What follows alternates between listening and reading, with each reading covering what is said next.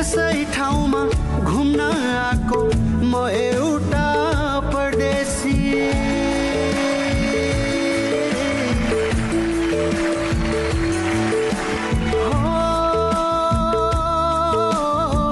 यसै ठाउँमा घुम्न आएको म एउटा परदेशी थाहै नपाई बसेछ माया आकाश भन्दा बेसी थाहै नपाई बसेछ माया आकाश भन्दा बेसी हिउँ